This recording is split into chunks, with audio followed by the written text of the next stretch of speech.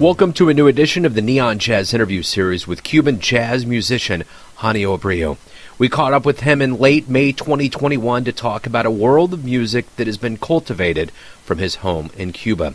He is a bright star amongst the vast constellation that is the modern generation of Cuban musicians. Over the years, he has followed the path of a rigorous musical education, and he's gone on to quite a busy career. Enjoy the story. Good to talk to you, man. Yeah, it's my pleasure. It's my pleasure. You came highly recommended. I find the Cuban musician and just the way that you approach art is it's always so full of life and there's so much joy that goes into it. It's always a pleasure.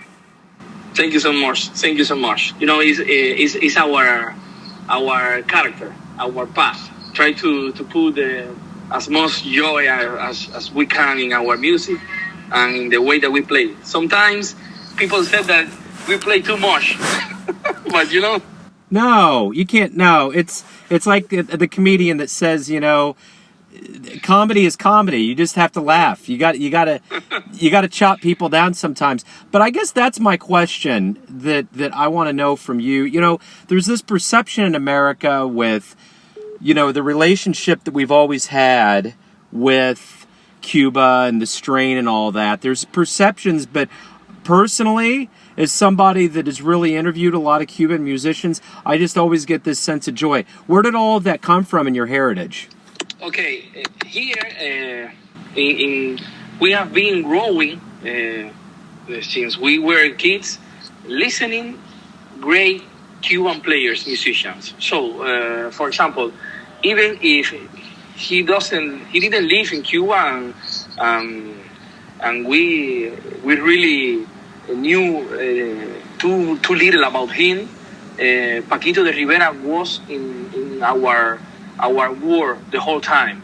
He was like the great icon that every sax clarinet player wants to have as an idol, you know. But that's not only what we listen. So Cubans, we listen song, cha-cha-cha. We have many salsa orchestras here. So in our music, even if you are a classical music, and it's important that I tell you this, we have many schools in Cuba teaching music for students, but almost everyone just teach classical music. So to learn the language of popular music, Cuban popular music or jazz, is something that till the last year we just learned talking with the old cats, you know, learning from videos, from records, but almost everything was on the streets.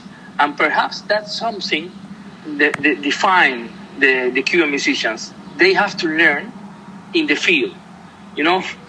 You have to learn on the stage. You have to learn with people in front of the audience, and you have to do the best. So you are like in a test, in a constant test. And that's really something that I believe that is one of our characteristics. As a musician, you need, as a popular musician, you need to find motivations around you. And it's not only about, for example, jazz. In my case, I don't listen just jazz. I listen salsa, song, mambo, cha-cha-cha, classical music. I have to find sources in order to create something new, in order to develop something new. And I believe that that's the amount of things that get into every musician in Cuba, because we are in the middle of almost everything that I just tell you. So we are in the middle of great symphonic orchestras, great salsa orchestras, great piano players, great woodwind players. So you are in the middle of many information that at some point will make you decide which road do you want to drive, but will be a good one because you have good information in your mind, good information in your ear, and that's the way that Cubans grow up as musicians. I know the whole world's dealing with COVID in a very, everybody has their own timeline and timetable.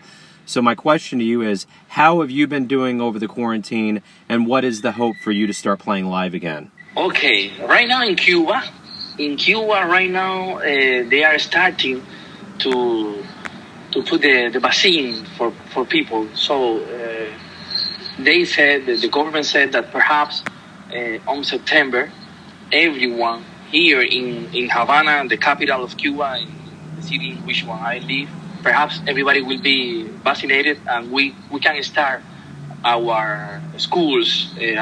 For example, I am a professor too. We can start on September, but at this moment is nothing clear. So we haven't any hope to start really soon. But that's something that really don't bother me, because first of all, I believe that the most important thing is to be healthy. I have many friends who lost families, relatives, it's really sad. The people when they lose someone for COVID. So I prefer to be at home, quiet. Our moment will come. But in the meantime, I have been doing something really important. Is we, as I told you before, we didn't have till the last year popular music studies in Cuba. So as a professor in the National School of Music, last year we create a new cathedra to teach Cuban music and jazz. I had the opportunity to study in the United States a year and a half jazz in Florida International University with Mike Orta. He opened the doors for from the university to me, and was an amazing experience. When I came back to Cuba, I tried to create a new program. So in this time at home, I am writing down everything that we should do, because we start the program but without a clear idea. But it has been so many years without that kind of teaching in Cuba, and everybody is telling the whole time that as a country who is very famous for his popular music, how is possible that we haven't a popular music school? So we started last year with an amount of knowledge, but without nothing really write it down. I have been taking the whole time to make research about many musicians who left Cuba many years ago, and they are forgotten, and we have to remember them, because they wrote beautiful pages on music, not just in Cuba, even in jazz. For example, Mario Bauzá, Manuel Pérez, Alberto Socarrás, many great Cuban players that, for example, Alberto Socarrás was the first flute player who recorded a jazz solo in jazz in United States. And we didn't knew that. And he's a Cuban musician, So for us, it's like, it has to be like a hero. The flute players in Cuba didn't know him. So in our project, that's one of the main purposes. The young musicians know about our history, our musicians, and about the new languages of music, the jazz, Brazilian music, the codes of Cuban styles and everything. And this time at home is really very prizeful for me, in order to study more, to read more about that, and to write it down, in order that when we will be able to start again at the schools, we can offer a very professional project with everything organized, and that's all. It gave me the time to connect with people around the world. That's something that we didn't care too much about that.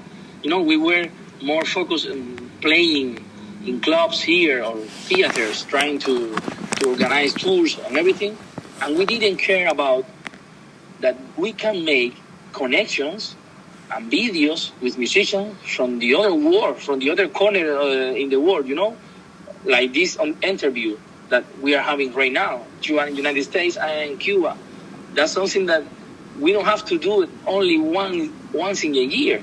We can create that connection and do it more.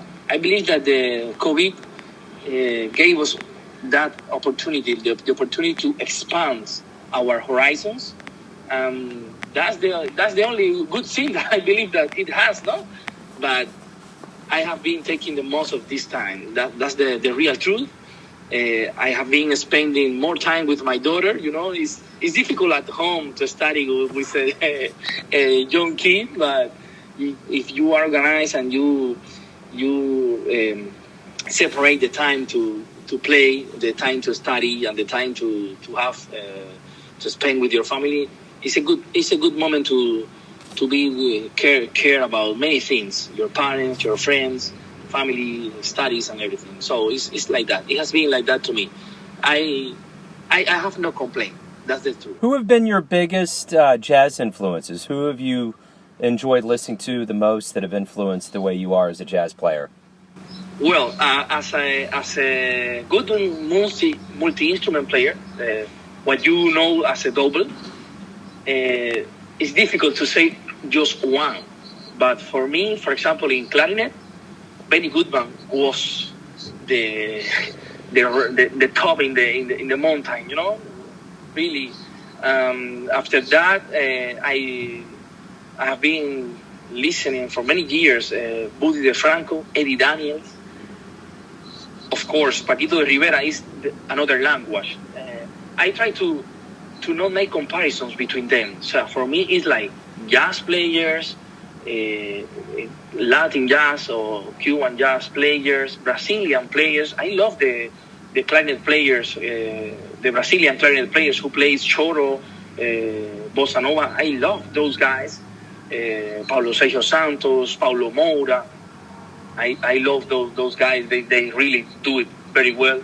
Right now, for example, Anat Cohen, who is a Jewish musician, but she lives in New York, so she's one of the greatest jazz players in Goodwins right now. But she learned Brazilian music, and she really can play that music too. So it's like many people who really can play. But for me, on clarinet, Benny Goodman was the first one. Then I met another musicians because I have the opportunity to know Victor Goins, who is one of the greatest Goodwin players right now. Nowadays, he's playing with the Lincoln Center Big Band, and he's the professor of the jazz department in Northwestern Chicago University. And Victor opened my mind because he always we create an amazing connection. It's like a father, a brother for me, something like that. He always told me that if you listen to someone and he's the band leader, you have to make research about the bass player, the drums player, the piano player, in which record they have been recording with other guys, and in that situation, I see myself learning and trying to find more names in clarinet language, and that's the way that I arrived to Edmond Hall. That is something really that I didn't knew. Edmond Hall is amazing.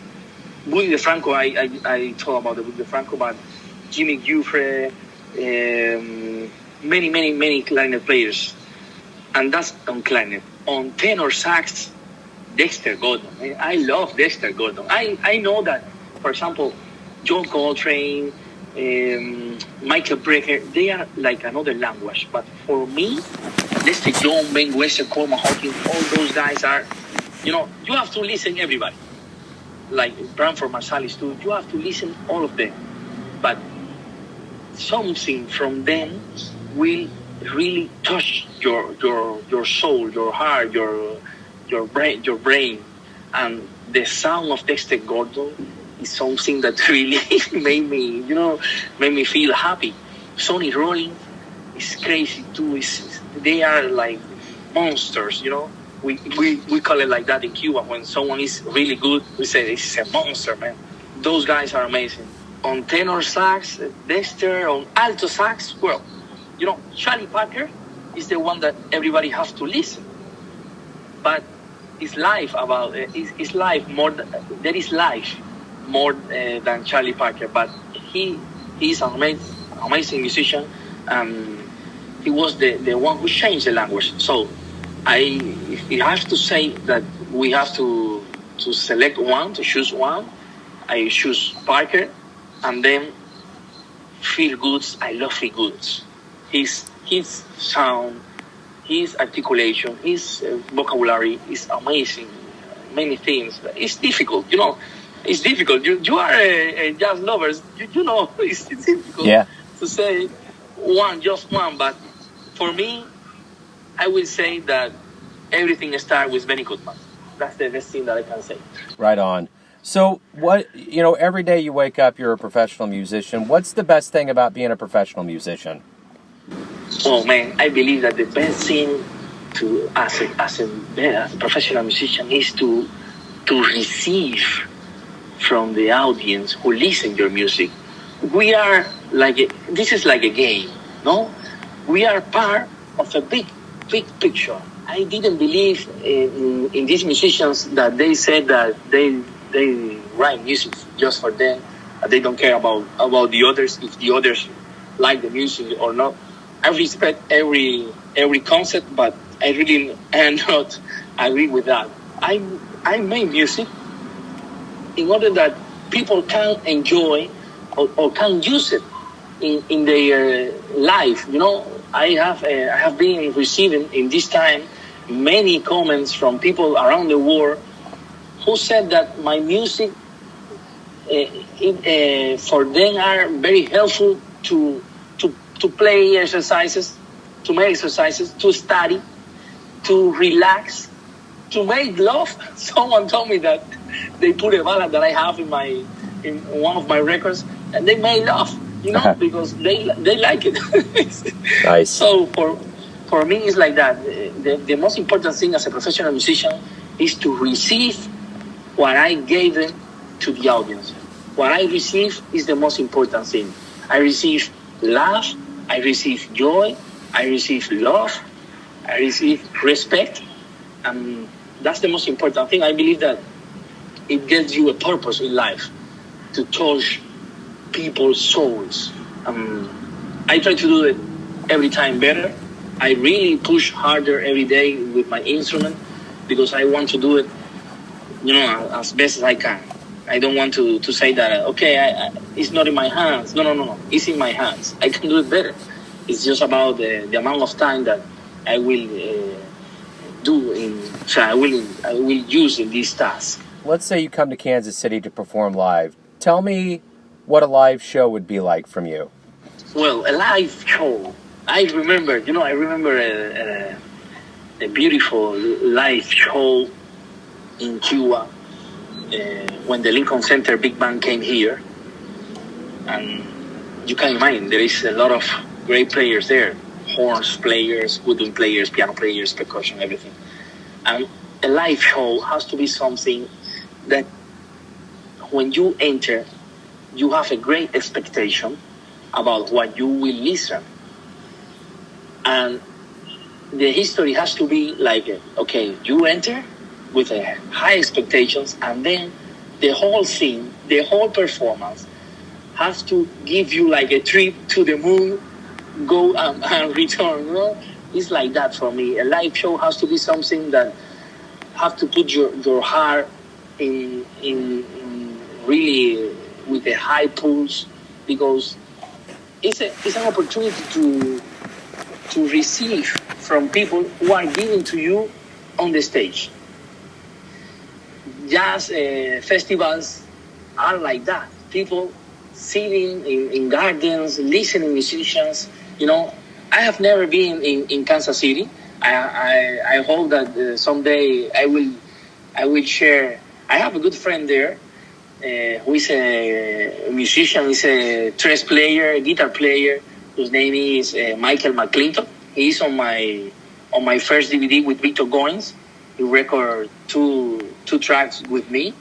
Mike always told me about Kansas City, that it's a beautiful place. It's the Charlie Parker's city. So, someday, I believe that I will have the opportunity to go there and see from myself all the good things that you have there. He told me about the jazz the jazz festival in Kansas City. He told me that it's an amazing festival. So, and he told me that in Kansas City, saxophone players are like like water. In every corner you can hear a great saxophone player. You should tell me if he's not telling me the truth. It's great here, man. You would love it. He told me that. So for me, that's a live performance. A live performance has to give you something to remember, something that you will talk during the whole week about that concert, and you will remember your entire life. If you go to a performance, you are taking time from your life to go to see anyone. So if you don't get anything from that time, you lose. So for me, the first important thing is to select the right performance. So I will go to see someone that I know that really will give me something. And then, for sure, you will get something, because it's like a safe opportunity. You know that it's good, so you will receive. That's life performance for me. That's beautiful, man. Well, hey, man, I hope you do get up to Kansas City. It's been great to talk with you. Thank you for taking some time out for Neon Jazz, and good luck with everything and the return to the stage. Whenever you want, I will be here, okay? Thanks for listening and tuning in to another Neon Jazz interview, where we give you a bit of insight into the finest players in Cuba, Kansas City, and spots all over the world. Thanks to Janio for his time, music, and story. If you want to hear more interviews, go to Famous Interviews with Joe Domino in the iTunes Store. Visit neonjazz at youtube.com, and for everything Neon Jazz all the time, go to the neonjazz.blogspot.com. Until next time, enjoy the jazz, my friends.